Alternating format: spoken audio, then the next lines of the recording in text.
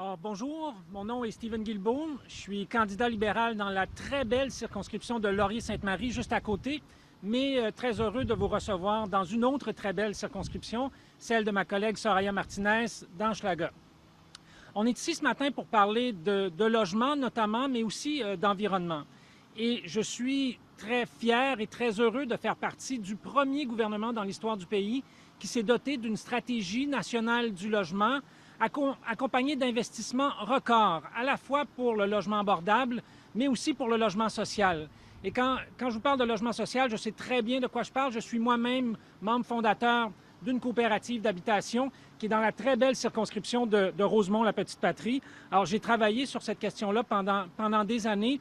Et lorsque je le faisais, je rêvais d'avoir un gouvernement fédéral qui serait partenaire d'organisations citoyennes comme la mienne à l'époque pour faire ce genre de projet-là. Hélas, le gouvernement fédéral de Stephen Harper n'avait aucun intérêt pour ces questions à l'époque. Il a fallu attendre l'arrivée du gouvernement de Justin Trudeau en 2015 pour qu'on voit commencer à se développer l'implication du gouvernement fédéral en partenariat avec les provinces, avec les municipalités. Parlant de première, aussi très fier de faire partie du premier gouvernement dans l'histoire du Canada qui s'est doté d'un plan de lutte au changement climatique, non seulement pour atteindre et dépasser les objectifs que le Canada s'était fixé lors de la conférence de Paris. Premier gouvernement à se doter d'un prix carbone que nous avons dû défendre jusqu'en Cour suprême parce que des provinces comme l'Ontario, l'Alberta et hélas même le Québec essayaient de nous empêcher de mettre de l'avant.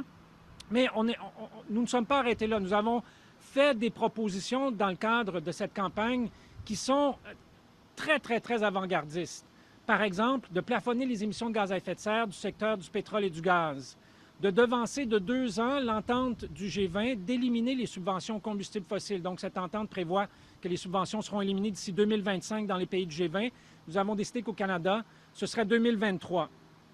Notre plan de lutte au changement climatique est tellement solide que la semaine dernière, un professeur de l'Université Simon Fraser, membre du GIEC, nous a donné la note de 8 sur 10, la meilleure note, en disant que notre plan n'était pas parfait, mais c'était de loin le meilleur de tous les plans, et aussi que nous sommes le parti qui avons démontré une capacité de mettre en œuvre, de déployer les mesures. 300 projets de transport collectif qui sont en construction présentement partout au Canada.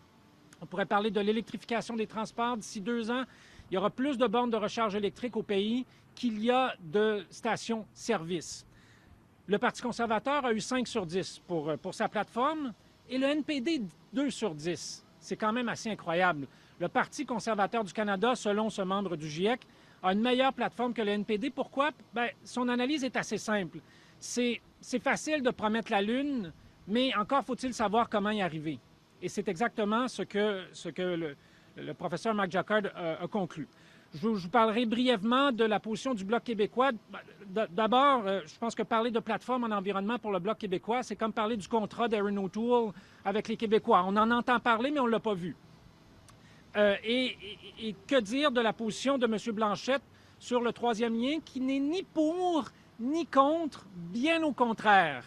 Et si on a bien compris, la solution que propose M. Blanchette dans le cadre de la lutte au changement climatique, c'est de construire plus d'autoroutes. Alors, très heureux d'être ici aujourd'hui et très, très, très heureux de vous présenter ma collègue et amie, la candidate dans Hochelaga, Soraya Martinez.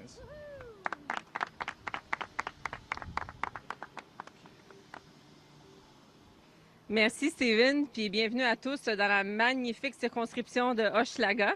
Alors, l'annonce d'aujourd'hui me touche particulièrement parce qu'il y a une crise du logement. Il y a une crise du logement à Montréal, il y a une crise du logement ici, particulièrement dans Hochelaga. Donc, ça me tient particulièrement à cœur, d'autant plus que quand j'étais jeune, ma mère et moi, nous avons été longtemps sur des listes d'attente de HLM et de coopératives. On n'y a jamais arrivé. On a fini dans un 4,5, petit 4,5, 4e étage avec mon frère en chaise roulante. Alors, je comprends l'anxiété des gens qui, encore aujourd'hui, se cherchent un logement abordable, un logement qui est salubre avec un loyer qui est décent. Et le plan qu'on vous présente aujourd'hui, le plan du Parti libéral, est un plan qui est ambitieux, mais réaliste et faisable, parce que tous les gens méritent un toit sur leur tête. Et ici, dans Hochelaga, dans l'est de Montréal, c'est un secteur qui se développe. Les entreprises viennent, les familles viennent, puis il faut s'assurer qu'ils ont à avoir un toit sur leur tête. Et je laisse la parole à notre chef qui, lui, a un plan pour le logement. Et je pense que le Parti libéral a démontré, comme le disait mon collègue, qu'on peut le réaliser ici, partout au pays, mais ici à Montréal et surtout dans mon comté, dans Hochelaga. Justin?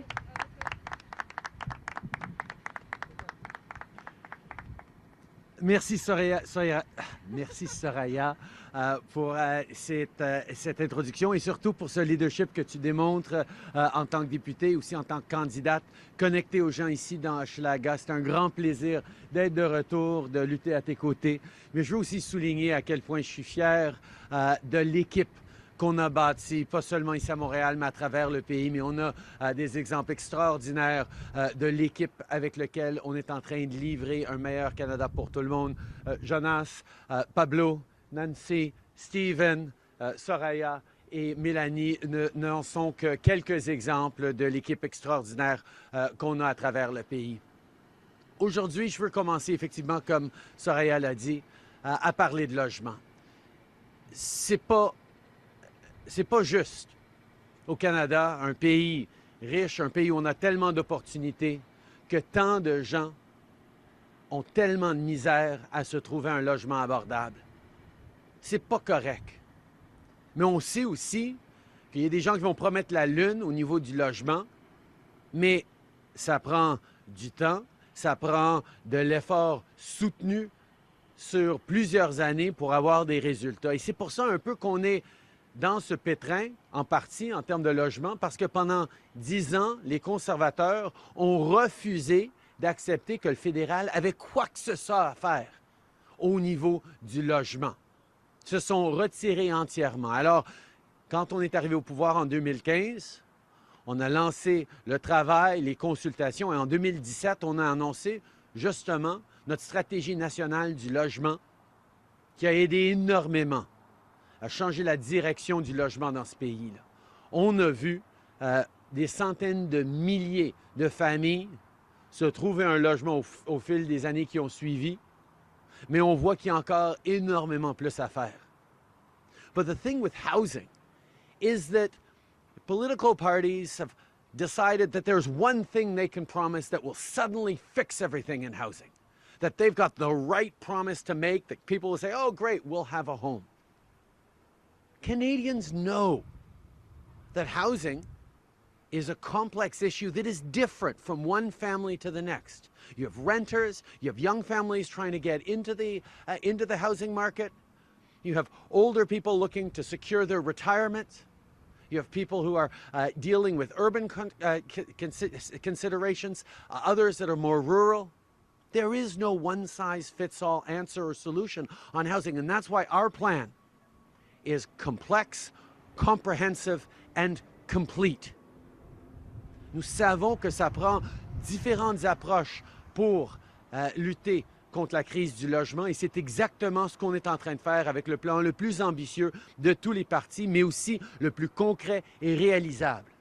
D'abord, on reconnaît ici à Hochelaga, à Montréal, il y a énormément de locataires.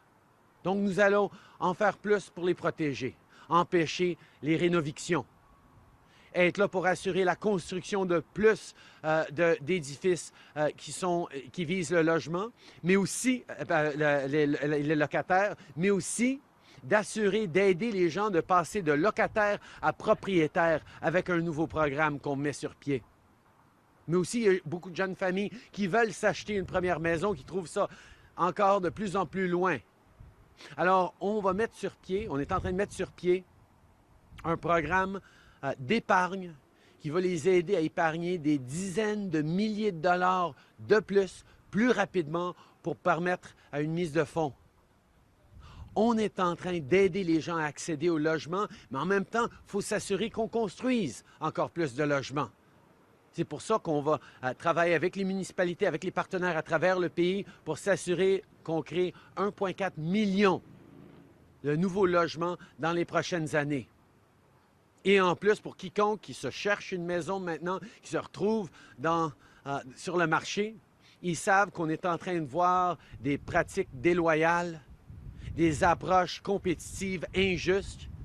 On va être là pour défendre les droits des acheteurs empêcher l'argent étranger de venir investir dans des logements qui devraient être occupés par des familles.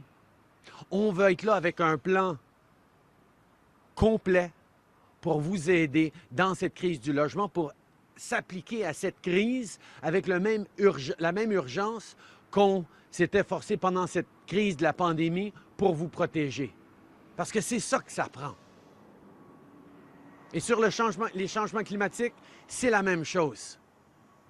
On a vu à quel point il a fallu répondre à la crise sanitaire de façon claire, de façon forte, de façon ambitieuse, de façon immédiate.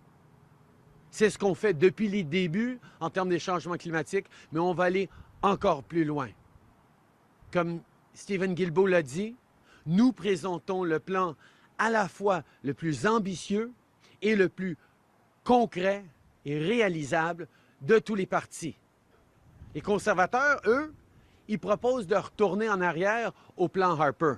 Puis c'est pas juste de manquer d'ambition pour lutter contre les changements climatiques, c'est de vouloir reculer. On est déjà aujourd'hui sur la lignée qui va nous amener à dépasser de loin les cibles de Harper il y a plusieurs années. Or, M. O'Toole nous propose de revenir en arrière aux cibles et au plan Harper. Ça n'a pas de bon sens. On l'entend à tous les jours à quel point on a besoin d'en faire plus pour les changements climatiques, puis lui, il veut revenir en arrière. Mais de la même façon, le Bloc, qui n'a pas de plan pour l'environnement, et d'ailleurs qui a un chef qui vacille un petit peu sur ses positions environnementales, et le NPD qui est tout simplement absent du débat sur les changements climatiques. C'est pas à ça que s'attendent les progressistes, ni au Québec, ni à travers le pays.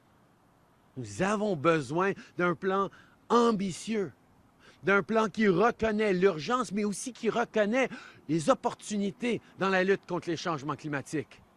Oui, on va mettre une limite absolue sur les émissions des gaz à effet de serre de nos industries pétrolières et gazières. Absolument, il faut le faire et on va les baisser jusqu'à net zéro.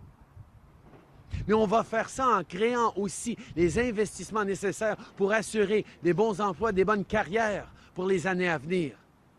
Les opportunités de croissance économique, les opportunités d'avoir un meilleur monde pour nos enfants, nos petits-enfants, ça devrait nous inspirer. Et les Canadiens, on est innovateurs. On a cette capacité de résoudre des problèmes, de prendre des défis comme opportunité. C'est exactement ce que nous proposons en disant que d'ici 2035, toutes les voitures neuves vendues au Canada vont être électriques. De s'assurer que notre réseau soit entièrement électrique et net zéro. Notre réseau électrique soit net zéro dans les années à venir. C'est ce genre de leadership concret, réalisable en matière d'environnement que les gens ont besoin. Et parlant de leadership, on le sait très bien, pendant des moments de défi, pendant des moments de crise, pendant des moments aussi cruciaux que les années qu'on est en train de vivre maintenant, pas seulement avec la crise sanitaire, avec la crise de l'environnement, avec la crise du logement, avec les défis au niveau des communautés autochtones et la réconciliation, avec tout ce qu'on a à faire, on a besoin d'un leadership qui est clair, qui est sans équivoque, qui dit les vraies choses aux Canadiens. C'est ça, justement, qu'on est en train de ne pas voir du chef conservateur. Puis, on l'a vu ces derniers jours sur les fusils, où M. O'Toole veut ramener les armes d'assaut, mais il ne veut pas le dire, il ne veut pas l'avouer aux Canadiens. Donc, il essaie de rassurer ses amis du lobby des armes à feu. Il essaie de dire aux Canadiens, non, non, on ne va pas le faire. Il a fait ça jeudi soir au débat. Il rassurait les Québécois. Non, non, je ne veux pas le faire, mais enfin, oui, je vais le faire, mais non, je ne vais pas le faire. Mon Dieu! Être politicien, être leader, ça veut dire de prendre ses responsabilités, de prendre des décisions claires. Et oui, il n'y a pas une décision importante qu'on peut faire que les gens vont être unanimes dessus. Mais il faut savoir s'assumer et dire non, on va interdire les armes d'assaut, comme on a fait au mois de mai passé, et être sans équivoque, même si oui, il y a des gens qui auraient préféré qu'on continue à permettre les gens d'acheter et d'utiliser ces armes-là au Canada. Non, je dis non. Et les Canadiens, je pense, sont d'accord avec ça. C'est pour ça que M. O'Toole est ici dans le pétrin. Mais c'est pas juste sur cet enjeu-là, c'est un style de leadership qu'il avance. Quand il était dans des congrès conservateurs l'année passée, il parlait du fait que, oui, on devrait avoir bien plus de privés dans notre système de santé pour que les mieux nantis puissent avoir des options, des choix de sauter la queue, sauter la file. Bien, voyons. C'est pas ça que les Canadiens veulent de notre système de santé. Ils veulent que notre système de santé public universel soit meilleur, absolument, mais meilleur pour tout le monde, pas juste pour les mieux nantis. Mais ça aussi, M. O'Toole est en train de se cacher de ses convictions profondes parce qu'il sait que ce n'est pas populaire avec les Canadiens. Il se dit pro-choix pour défendre le droit des femmes, mais il ne va même pas exiger à ses députés aussi de défendre les droits des femmes. Il y en a 80 dans son parti qui ont voté pour restreindre l'accès à l'avortement pour les femmes dernièrement. C'est pas ça du leadership. C'est pas ça que les Canadiens, les Québécois ont besoin d'entendre de M. O'Toole. Il se cache de ses vérités, de ses principes, de ses valeurs, parce qu'il sait qu'ils ne sont pas populaires chez la plupart des Québécois et des Canadiens. Bien voyons, c'est pas du leadership. Assume-toi. Dis ce que tu penses, défends tes principes, puis laissez les Canadiens choisir. Mais il ne veut pas. Puis c'est ça, justement, dont on a besoin. M. O'Toole ne veut pas faire les choses dont on a besoin, même promettre de déchirer l'entente de 6 milliards de dollars sur les garderies qu'on a avec le Québec, sans conditions, asymétriques, mais qui va permettre au Québec de créer des dizaines de milliers, jusqu'à 37 000 places, selon M. Legault, en garderie, dont les familles, particulièrement ici à Hochelaga, en ont besoin. Mais M. O'Toole ne veut pas admettre qu'il va scraper cet accord-là. Bien, voyons. On est dans une élection où les gens ont besoin de faire des choix importants, un choix important sur comment on va avancer en tant que pays. Comment on va en finir avec la pandémie? Comment on va rebâtir en mieux? Comment on va bâtir un avenir meilleur pour tous? Il ne peut même pas être clair avec les Canadiens sur ses propres plans. C'est pas ça du leadership. Et pendant que lui ne veut pas faire les choses dont on a besoin, M. Blanchette, lui, ne peut pas faire les choses dont on a besoin. Soyons honnêtes. M. Blanchette est en train de dire « Ah, sur l'Internet, sur les garderies, on est en train de livrer. Le Bloc québécois est là pour défendre les intérêts de tous les Québécois. » Mais voyons. C'est pas avec le Bloc qu'on a fait ces accords-là sur les garderies.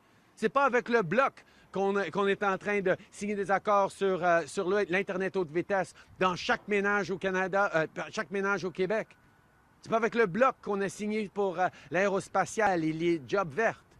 C'est avec le gouvernement du Québec. C'est avec François Legault, avec qui d'ailleurs je parle quand même assez régulièrement, certainement plus souvent que M. Blanchette. On a une équipe forte au Québec qui parle haut et fort pour les Québécois, alignée avec leurs valeurs, mais qui peut livrer aussi. On n'est pas là pour chercher la chicane. Non, on n'est pas d'accord avec le gouvernement du Québec. Surtout, ce serait du jamais vu qu'on ait un gouvernement fédéral et un gouvernement provincial qui s'entendent sur tout. Ce serait plate. La réalité, on est là pour créer des solutions pour tous. On est là pour figurer comment on peut avancer pour tout le monde. Puis je suis très content de travailler avec M. Legault là-dessus. Les Québécois en voient les résultats concrets. Donc, nous allons continuer. We need to keep moving forward. We need to keep standing up for what we believe in, standing up for our values, standing up to make those hard decisions that will get us through this pandemic and into a better future. And to get through this pandemic, science is absolutely crystal clear on how we do that. Vaccinations. Almost 80% of Canadians have done exactly that, did the right thing. made the right sacrifices, wore their masks, washed their hands interminably, and got vaccinated. And now they want to get back to normal. They want to get back to a better future. And it's going to take firm, clear, steady leadership to say vaccines are the way through this. Erin O'Toole just said he expects that he would be able to get 90% of Canadians vaccinated in the coming months. He can't even get 90% of his candidates vaccinated. Come on! La façon qu'on va passer à travers cette pandémie, c'est avec la vaccination. Et presque 80% des Canadiens, des Québécois, ont fait ce qu'il fallait faire. Se sont fait vacciner et veulent qu'on en finisse avec cette pandémie. La réalité, c'est que M. O'Toole n'a pas le plan concret pour le faire. Il ne peut même pas s'assurer que ses propres candidats soient vaccinés. Comment est-ce qu'il va encourager ceux qui hésitent de se faire vacciner? Nous le disons très simplement. On sait que la grande majorité des gens ont fait ce qu'il fallait faire, veulent protéger les aînés, veulent protéger leurs enfants. Je les connais, les Québécois. On a hâte de pouvoir retourner en vacances cet hiver, prendre un vol pour le Mexique, pour Punta Cana. La réalité, c'est est-ce qu'on veut que nos enfants de 7 ans soient assis dans un avion à côté de quelqu'un non vacciné? Bien, M. O'Toole dit « Ah non, on ferait des tests de dépistage. » Ben non, c'est pas ça qui va protéger nos enfants. On est très clair. La fonction publique fédérale, dans un train, dans un avion, il faut être vacciné. Et en plus, on va payer pour les passeports vaccinaux des provinces pour s'assurer que les gens qui sont vaccinés, s'ils se retrouvent dans un gym, dans un resto, dans un théâtre, vont pouvoir être confiants qu'ils ne sont pas à risque de la personne à côté d'eux. C'est ça du leadership. Et le choix est clair pour les Canadiens. Ça prend du leadership pour en finir avec cette pandémie. M. O'Toole démontre à tous les jours qu'il n'a pas ce leadership. M. Blanchette ne peut pas avoir ce leadership. Le NPD est absent sur la plus grande crise à laquelle on fait face, la crise des changements climatiques. Et les Canadiens savent que la façon qu'on a passé à travers de cette pandémie, qu'on est en train de passer à travers de cette pandémie, c'est en étant là, les uns pour les autres, parce que c'est ce qu'on fait. C'est dans notre caractère en tant que personne. Comme gouvernement, comme citoyen, on doit être là, les uns pour les autres. C'est ce qu'on a fait, c'est ce qu'on va continuer à faire si on choisit d'avancer ensemble. Merci beaucoup.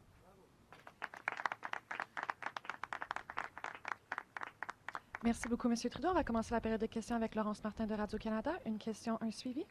Bonjour, M. Trudeau. Le Conseil scolaire Providence en Ontario a brûlé 5000 livres jugés néfastes aux Autochtones, Tintin, Astérix, même des livres qui ont été primés il y a environ une dizaine d'années. Est-ce que vous pensez que c'est acceptable que des écoles brûlent des livres si elles ne sont pas d'accord avec leur contenu? Tout d'abord, nous devons se souvenir que la réconciliation avec les peuples autochtones, c'est notre responsabilité à tous. C'est pas juste les peuples autochtones et le gouvernement qui doivent se réconcilier. Nous devons le faire à travers le pays, dans nos communautés. Chaque personne a ses responsabilités, a ses choix à faire.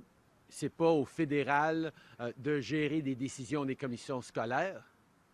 Mais nous, dans nos aires de juridiction, nos compétences, on a fait énormément de pas pour changer les attitudes, pour travailler en partenariat et dans le respect avec les Autochtones, pour avoir une meilleure réconciliation avec eux.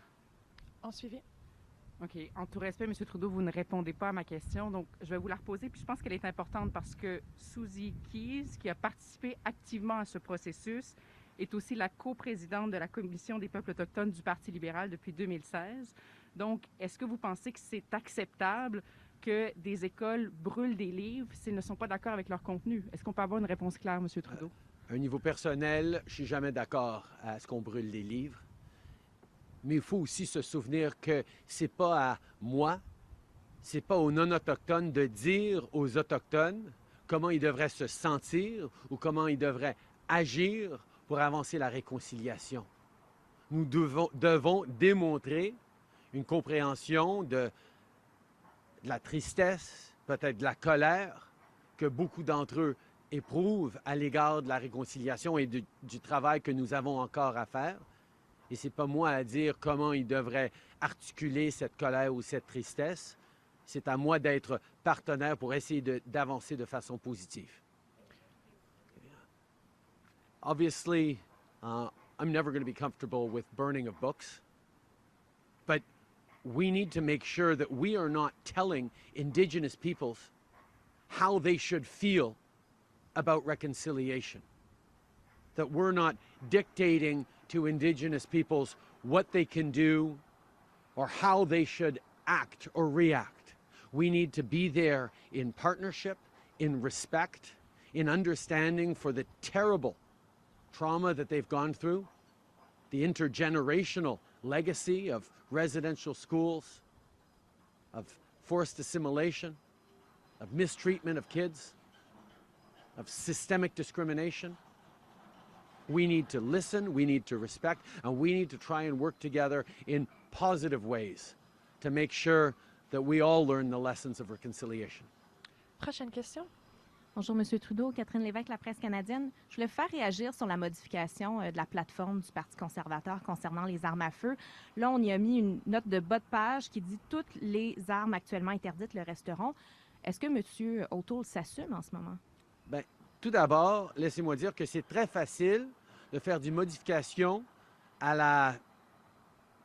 au pamphlet, je ne dirais pas plateforme, conservateur, parce qu'il n'y a pas de coût associé à ces promesses. Il n'y a pas de tableau à la fin de cette plateforme qui explique c'est quoi la trajectoire de dépenses sur les prochaines années, comment ils vont actuellement, comment ils vont concrètement livrer ces promesses-là. Et tout parti sérieux qui veut former un gouvernement se doit de démontrer son travail, démontrer qu'il a fait ses devoirs, puis malheureusement, à ce niveau-là, ils ne l'ont pas fait. Par rapport à ce genre de recul, il est en train d'essayer de berner les Québécois, les Canadiens sur les armes à feu. Il sait que sa position de vouloir ramener les armes d'assaut, de les permettre à circuler au Canada, n'est pas populaire. Donc, il va essayer d'expliquer que non, ce n'est pas vraiment ce que je voulais dire. On va travailler pour une révision, on va faire des... Non, voyons. Moi, je préfère écouter Police se souvient et le lobby des armes à feu qui sont tous deux d'accord pour dire que M. O'Toole n'a pas changé sa position. Puis son manque de clarté, je pense que c'est quelque chose qu'on voit de plus en plus en dessous de ses promesses. I think first of all, we have to recognize that it's very easy for Mr. O'Toole to modify his electoral program, I won't call it a platform, because he actually hasn't costed it. There are no tables at the end of it like there are in the Liberal platform to show what the expenses are over the coming years, how much every promise will cost, and what the fiscal trajectory is, where he's going to magically get the budget back to balance. He's not showing his work. He's not doing his homework. And if you want to be taken seriously as a potential government, you have to be honest with Canadians. But that's something that we're seeing is increasingly difficult for Mr. O'Toole to do. On guns, we've seen it very clearly, but it's on other ways. And whether or not he's actually going to, maintain the ban on the 1,500 different models of assault weapons that we banned over a year ago, well, I'm not going to believe whatever it is that he's trying to say at this particular minute, knowing that he might say something different an hour from now.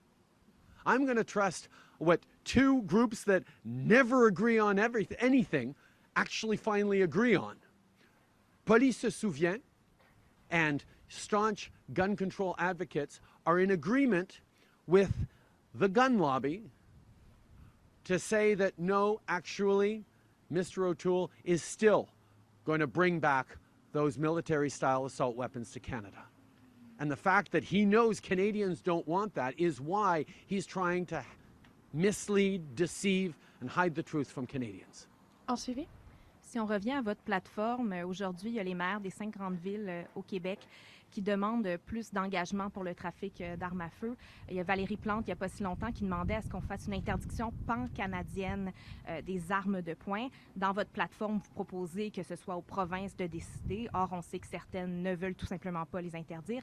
Alors, est-ce que vous êtes prêt à modifier cette partie de votre plateforme? On a démontré au fil des années qu'on est toujours là pour augmenter, pour renforcer le contrôle des armes à feu. On a pris des grandes étapes, incluant en bannissant les armes militaires de style assaut, mais on a aussi amené des vérifications d'antécédents qui couvrent toute une vie, ce que M. O'Toole veut aussi enlever.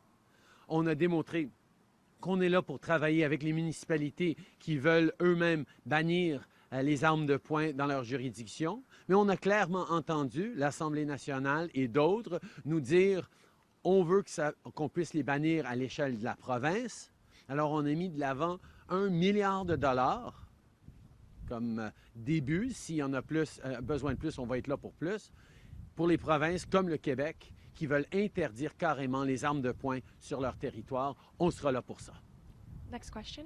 Good morning, Mr. Trudeau. Olivia Stepanovich, CBC News. Can you take us through your account of what happened as you left the whistle stop yesterday in London, Ontario? Did you feel the gravel being thrown at you by protesters? And do you consider this an act of assault? Let me be very clear and state the obvious first and foremost. It is absolutely unacceptable that people be throwing things and endangering others at a political rally. There were volunteers and supporters. There are police officers there to keep everyone safe. There were journalists such as yourselves doing a really important job informing Canadians of what's going on in this election and some of the tensions that are out there. Nobody should be doing their jobs under the threat or under the threats of violence or acts that put them in danger. That's absolutely unacceptable. But it's not just at political rallies that this is happening. There are healthcare workers across the country who are getting hassled and intimidated and bullied as they're going into work to keep people safe and alive. There are store clerks and waitresses and people going out there around their daily lives getting yelled at and pushed around for wearing masks, for being vaccinated. That's not how we do things in Canada. And quite frankly, as I continue to campaign, I am inspired by those people who continue to do the right thing in the face of anti-vaxxer mobs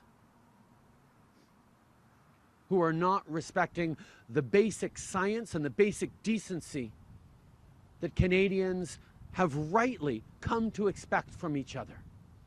This is not who we are as a country, and I will continue to stand up to defend journalists, police officers, healthcare workers, anyone in this country who has done the right thing, gotten themselves vaccinated, wants to get back to normal.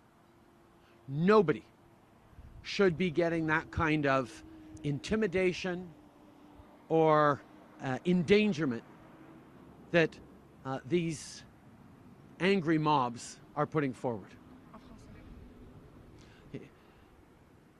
Laissez-moi commencer par une évidence pour tout le monde, mais qui doit être dite. C'est absolument inacceptable que quiconque, dans un rallye politique, soit visé par de la violence, reçoive des objets lancés par des manifestants.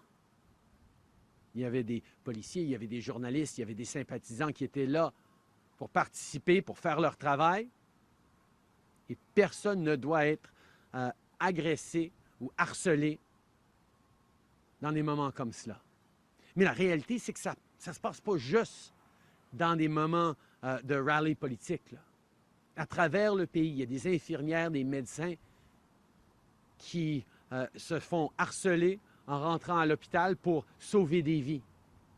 Il y a des gens qui travaillent dans les magasins, dans les restaurants, qui se font intimider, des Canadiens de tous les jours qui ont fait les bonnes choses, de se faire vacciner, de porter un masque, qui se font agresser.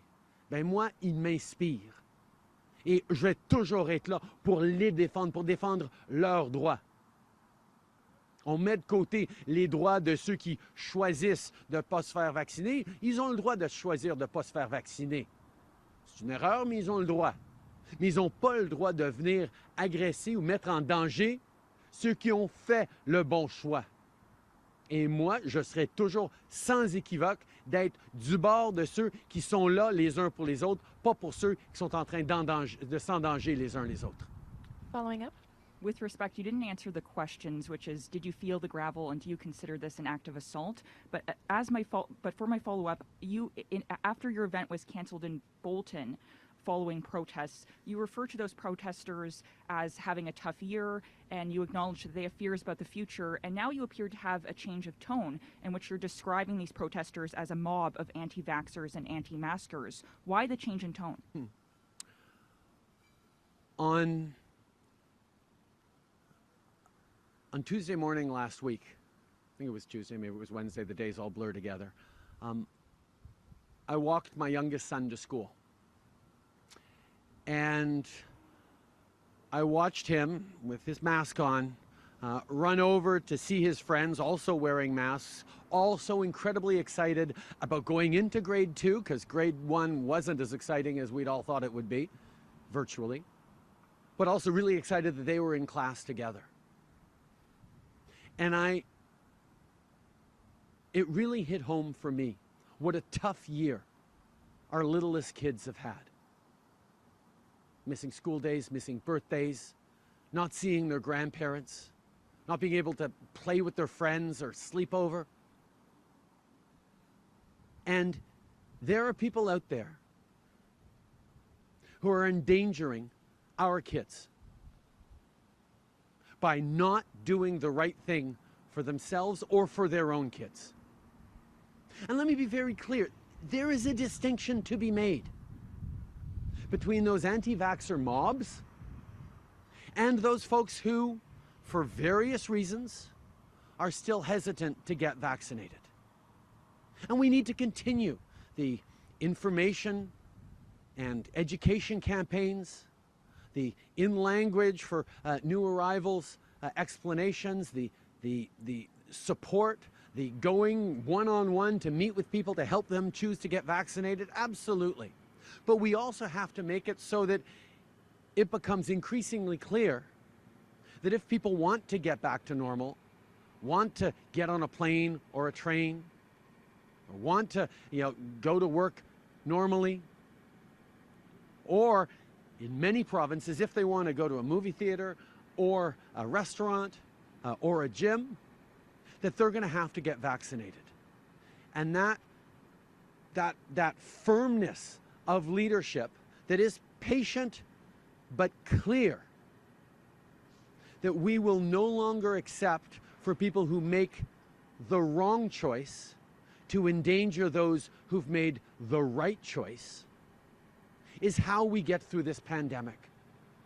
And unfortunately, Aaron O'Toole, who can't even convince his candidates to get vaccinated, is not going to be there to finish the job on vaccination. And to directly answer your question, yes, I felt some of that gravel, but I am staying focused not on me on this, but on how we make sure that everyone who isn't surrounded by security guards and well-wishers who have my backs, everyone who is walking into a hospital on their own for a late-night shift, who's worried about some anti-vaxxer that might come scream at them and try and rip off their mask.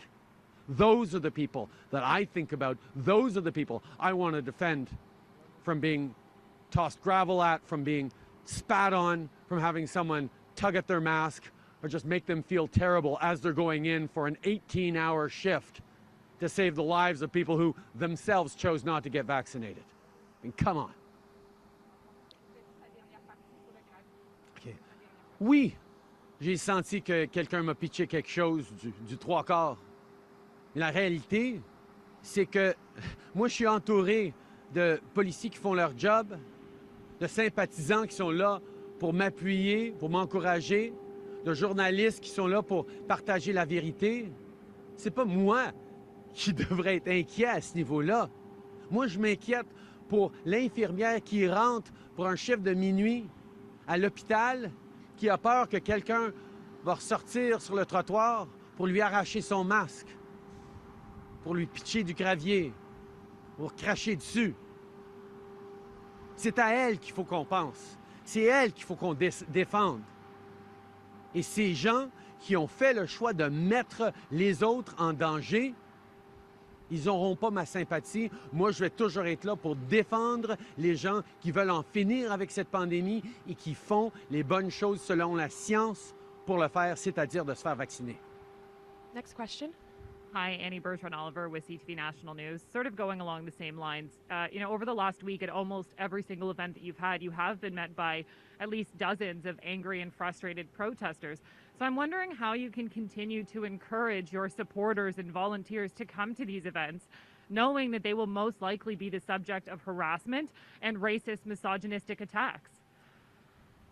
I am so incredibly proud of those Liberals who continue to stand up for a better Canada, especially when they know they're going to get insulted for believing in science, believing that we all have a responsibility to protect each other, and believing that we can pick a better path forward. It's easy to say something and to stand for something that everyone believes in. It's harder to stand for something you believe in when you know you're going to be insulted and degraded in the worst possible terms for it. And yet, that's not just who Liberals are, that's who Canadians are. We stand up for what we believe in. We stand up for each other. There's no debate about vaccinations. The science is clear. There's no more debate about vaccinations than there's a debate about whether climate change is real. You can't tell that to conservative politicians, but for everyone else, it's settled. Canadians are willing to stand firmly and strongly for the right path forward. And what all this is showing is just how very important this moment is of choice for this country on how we finish with this pandemic and how we build better for the coming years. A follow-up. Yesterday you were photographed giving a thumbs up to the protesters who were yelling at you while giving you the finger. Does that not create the potential to rile up these crowds even further and potentially make a situation more dangerous? One of the things that I think is most interesting about these groups of protesters, of these mobs, is that peppered throughout them are Canadians who support vaccinations, Canadians who actually support me. And as a young man gave me the peace sign and encouraged me to keep going, I gave him the thumbs up yesterday. And he was standing beside two people who were practically foaming at the mouth. They were so mad at me. But that's part of Canada as well. That people can feel safe, or reasonably safe, or safe enough to come out and show their support in a moment of intense disagreement. And I will not stop recognizing those people in those crowds who've made the effort to brave the shouting to show their support for me, whether they're in the venue as Liberal supporters or as passers-by who want to tell me to keep going and do the right thing and don't mind the people beside them. Next question.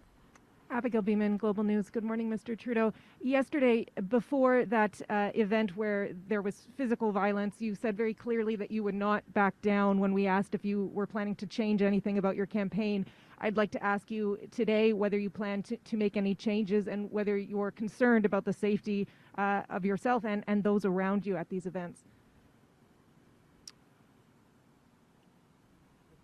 Healthcare workers going to the hospital, being shouted at by angry mobs, are not backing down. They're not staying away from work. They're not staying away from the important work they're doing of saving lives.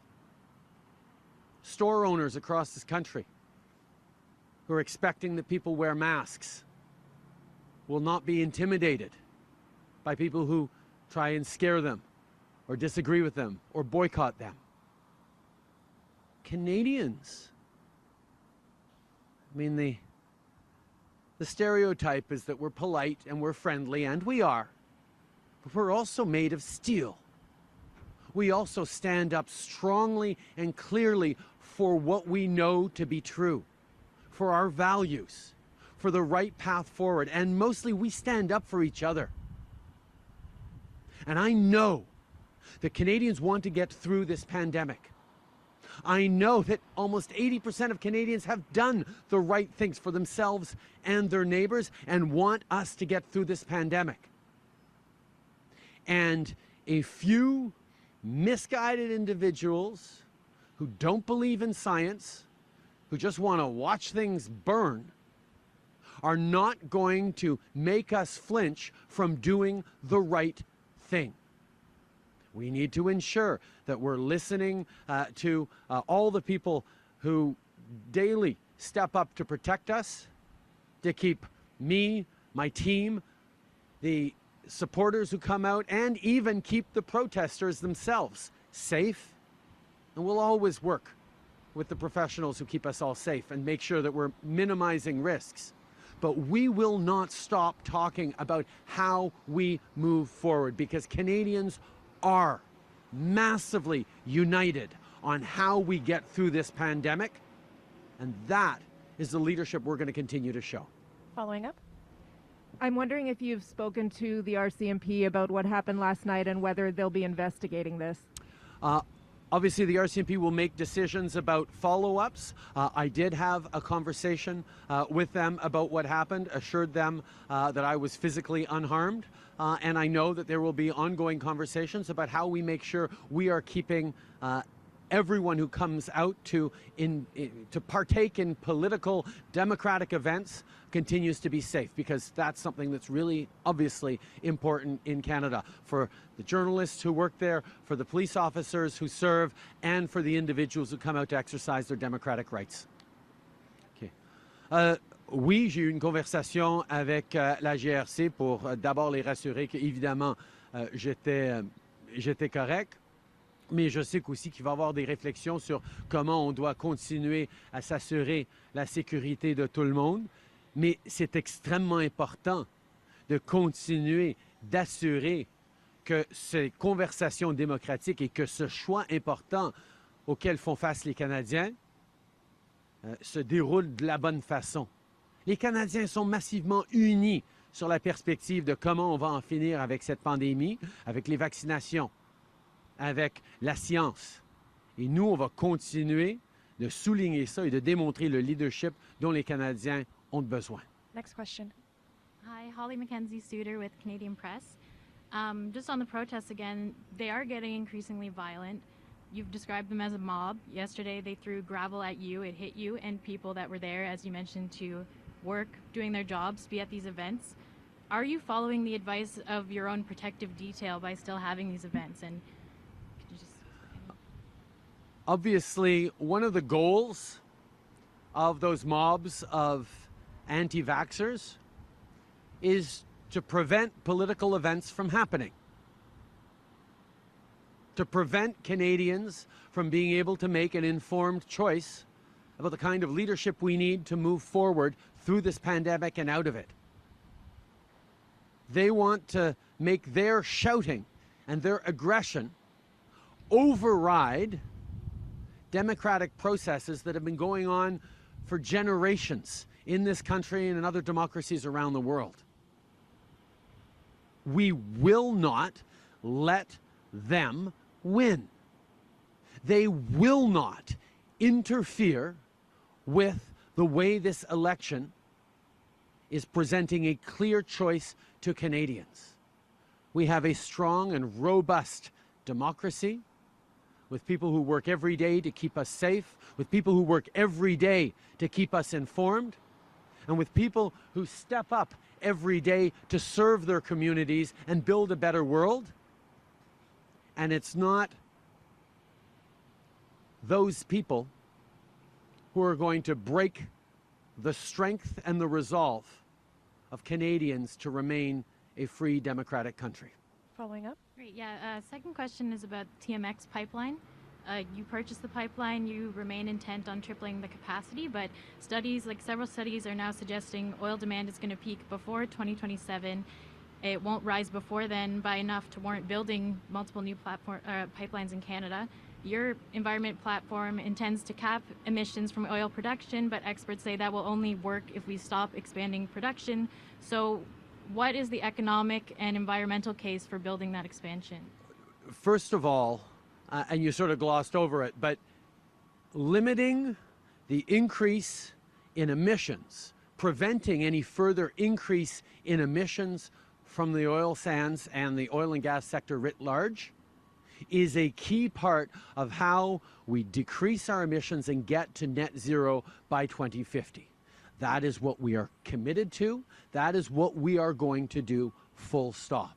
And in that, just so people are clear, the major oil industry companies have also all committed to getting to net zero by 2050. This is an inevitable part of that, and we will continue to work with workers across the country in the construction sector, in the energy industry, to transition, to pivot, to improve the opportunities for them in their workplaces, but also for their kids and their communities, with direct funding to municipalities for this transformation, so that we can build that better future and get there. In regards to the pipeline, we're very pleased to continue those conversations with Indigenous communities and leaders who want to themselves purchase the pipeline. But people can be reassured that as we move forward with the most ambitious and realizable plan on fighting climate change of any of the parties out there, as determined by prominent environmentalists like Andrew Weaver, by top climate economists like Mark Jacquard, we will be reducing Canada's emissions well beyond any targets that Stephen Harper set and Aaron O'Toole wants to go back to. We will reduce our emissions by 40 to 45% by 2030 and get to net zero by 2050. Next question. Hi, Laura Stone, Globe and Mail. Good morning. I just wanted to follow on the question about whether you're following the advice of your protective detail. Are they advising you not to be going to these events? And I think a lot of people watching that video are wondering how people get so close to you. How is it that the gravel's even allowed to come within the sphere of you? If this was a U.S. president, I think a lot of people would feel that's like out of the realm of possibility. So if this person is found, or people who've done this, do you want them charged? First of all, if the RCMP were to tell us not to do an event, we won't do it. And that's what we did last Friday. They have the final say on whether the safety, and as usual, the primary safety concern is for the people who come out, sympathizers, supporters, but also protesters. It doesn't serve anyone to see people getting hurt, including those 6-year-old kids who get brought out by their protester families to shout at me. They deserve to be kept safe regardless of what their parents are putting them into harm's way to do. And we will always listen to and make sure that the RCMP have the final word on whether an event is safe or not. But I think Canadians are reassured and even proud of the fact that we're not the United States. That a prime minister, a political candidate can still walk down the street, talk to people without fear of being attacked, without having to have a phalanx of security guards and RCMP and protective detail to make sure that people don't even get to talk to or engage with anyone who's working hard to be able to represent them and serve them. I think that's something that is very precious. And as we see the slide towards some of the divisiveness we've been shocked and appalled at from the United States over the past while as we see little pockets of people lashing out in ways that remind us of horrific events like the storming of the Capitol. Canadians need to know that their leaders, that their country is standing firm to not let that happen. Yes, we need to adjust, we need to make sure we're keeping people safe, but we need to not accept that further distancing between people and the people who want to represent them is inevitable or desirable. Je pense qu'il y a beaucoup de gens qui sont apeurés, certainement horrifiés, de voir ces meutes anti-vax en train de démontrer des genres de comportements qu'on a vus trop souvent au cours des dernières années, incluant avec ce qui s'est passé à Washington au mois de janvier passé. Nous devons, il y a 2 ans, non, janvier passé, le temps dans la pandémie, là, nous devons de rester fermes et clairs qu'on est chanceux qu'au Canada, nos politiciens peuvent se promener dans la rue, peuvent rencontrer facilement les gens qui souhaitent représenter, qui souhaitent servir. Et on doit considérer ça comme étant quelque chose de très précieux que nous devons protéger, que nous devons nous efforcer de défendre. And just on the charges, I didn't see anyone get arrested yesterday. I don't know if they're looking for them, but would you want them charged? And can you also address the large number of PPC signs we see at these events? So you've talked a lot about the Conservatives. I've never heard you talk about Maxime Bernier and the PPC. They're all wearing PPC shirts. There was a candidate there. What do you make of the fact that those supporters seem to be coming out? First of all, decisions on charges will be made by others, not by me. But you know, I think the most important thing is that people be kept safe and that we don't see those kinds of things in the future. You know, it's interesting because when we saw those first protests, those first mobs, whether it was in Cambridge or elsewhere, there weren't political signs. There were a few Conservative volunteers that were roundly condemned by the Conservatives at the event in Bolton. But we haven't seen organized political opportunism like unfortunately we're seeing with the PPC signs that have suddenly now appeared over the past couple of days. I will leave it to pundits and analysts to opine on what sort of strategy the People's Party of Canada is engaged in trying to welcome and support those votes. For me, I'm going to remain unequivocal that the vast majority of Canadians want to see us get through this pandemic strongly and cleanly, and that's exactly what I am unequivocal on in my leadership and in everything that we're doing as a party. We'll take one last question. Hi, Mr. Trudeau. Hannah Thibodeau from CBC National News. I'd like to ask you about housing, in fact. Yeah.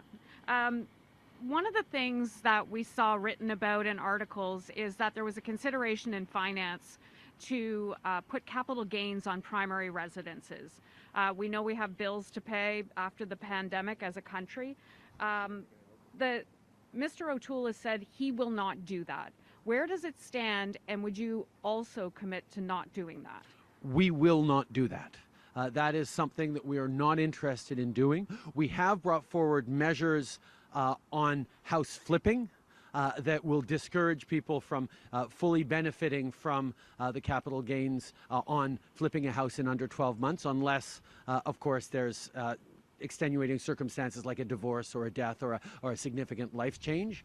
But when Mr. O'Toole, unfortunately, and his candidates continue to spread the lie about what we might be doing, I'm happy to declare very strongly and clearly we will not be doing that. Et malheureusement, on voit que M. O'Toole continue à partager des faussetés ou ses candidats. Nous allons nous assurer de protéger les acheteurs de maisons, de protéger ceux qui ont leur équité dans leur maison depuis bien des années pour leur retraite. Nous n'allons pas éliminer les gains de capital sur les résidences primaires. I want to ask you about the debates and preparing for the debates as well. One of the things that I've noticed is you've clearly been going after Mr. O'Toole, the Conservative leader. Haven't really heard a lot about, you know, Mr. Singh and his plan. Do you feel that you have now gotten the progressive vote on side and you need to focus on potentially, it's a strategy kind of thing I'm asking you here? Well, I think one of the things that's very clear in this election is there is a very crisp choice between what Mr. O'Toole is offering and what he's saying he's offering and what he's actually offering, and the kind of leadership that we have shown throughout this pandemic and the vision for how we end this pandemic and move forward. So that contrast is very clear between who forms government, Mr. O'Toole or myself. But in my conversations with progressives, and it's always tricky for me to be attacking or critiquing the NDP because I agree with them on so many issues. We share so many of the values.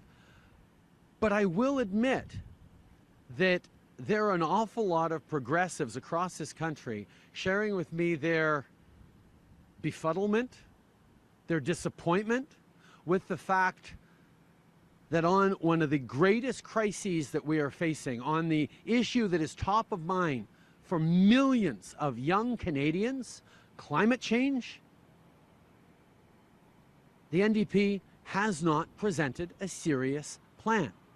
I mean, we'd expect them to put forward a plan that wouldn't exactly be particularly concrete or realizable because, you know, they do their pressure in Parliament to try and get people to do more. That's the role they play. But it's not even ambitious.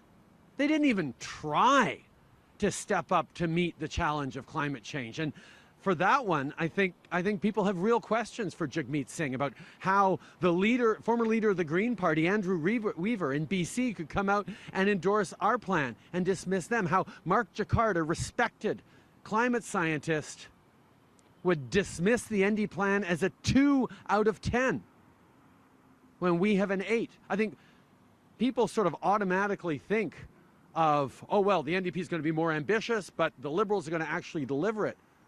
Well, the NDP didn't even hit that bar this time. It didn't have to be particularly strong on delivery because nobody expects that from them. But they weren't even trying to be ambitious. Why does Jagmeet Singh not think that the environment actually matters to Canadians and that we need to step up on it? We'll take one last local question. Local. All right. Justin, go ahead. I'm local. Mr. Trudeau. You are local. That's true. Yeah, okay. That's right, I am. Mr. Trudeau, speaking of the NDP, Jagmeet Singh has criticized you for not including a pharmacare plan in your platform. 2 years ago on the campaign trail, you had just promised a whole new drug pricing regime. You promised a national pharmacare plan. Today, that pharmacare plan is nowhere to be seen, and you've actually delayed those drug pricing measures for, I think, the third or the fourth time. So the obvious question is, have you given in from pressure from the pharmacare lobby? On the contrary, we continue to be committed to national universal pharmacare, and actually, not only are we continuing to promise that, we move forward concretely on a national universal pharmacare deal with Prince Edward Island. Because obviously you can't move forward on healthcare without working with the provinces. And PEI has stepped up as a model for what we're going to work on with other provinces. We've actually concretely delivered that. But you are right that over the past year and a half, as we've been working on various challenges and priorities, the pandemic ended up taking a lot of space. And we have shifted much of our efforts on healthcare towards keeping people safe through this pandemic, working with the provinces on keeping elders safe in long-term care and increasing improving the work conditions for staff to improve the care conditions for seniors, on other things. But even as we've stepped up during this pandemic to keep Canadians safe, we continue to do the important work on pharmacare because no Canadian should ever have to choose between paying for medication or paying for food, and that's what we're continuing to work on. Merci beaucoup. C'est ce qui m'a fait à la conférence de presse d'aujourd'hui. Merci tout le monde. Bonne journée.